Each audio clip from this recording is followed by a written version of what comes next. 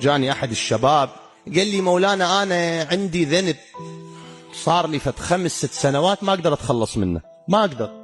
هذا الذنب يوميا أسوي، بين يوم ويوم أسوي، بالأسبوع 3 مرات أسوي، ما أقدر أبد، ما أقدر. يعني لا فادني دعاء، لا فادني استغفار، لا فادني لا أبد، كل شيء ما يفيدني. وأنا يعني حقيقة ما أقدر. يعني أنا قلت له اقرأ هذا الدعاء، قال لي قرأته ما فادني.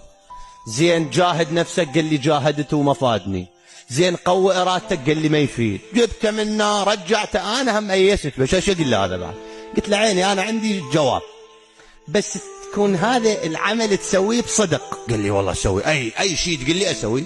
قلت له روح للعباس عليه السلام، ادخل بضريح قبر العباس، اوقف قدام الضريح، قل له يا أبا الفضل أنا عندي الملكة السيئة الفلانية وكل شيء ما فادني، لا جاهدت نفسي وقدرت ولا قرأت دعاء واستفاد، كل شيء ما فادني، فأنا مشي عليك الحسين تخلصني من هذا الذنب.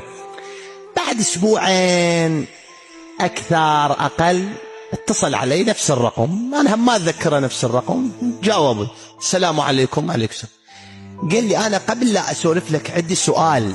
قلت له تفضل. قال أنا قبل 15 يوم هيك خابرتك على شغلة عندي كذا. قلت له يعني شنو؟ قال كان عندي ذنب وقلت لي روح للعباس وادعي وكذا. أنا قلت له إيه.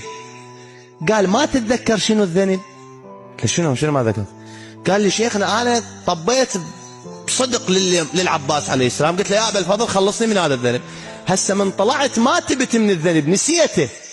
هسه أريد أتذكر الذنب شنو ما أدري، خلص نسيته. هسه هاي مو جاهد خلص تركه، إنما شنو نسى المعصية شنو. قال هسه صار لي 15 يوم أفكر الذنب اللي طلبته من العباس يخلصني منه شنو ما أدري. هي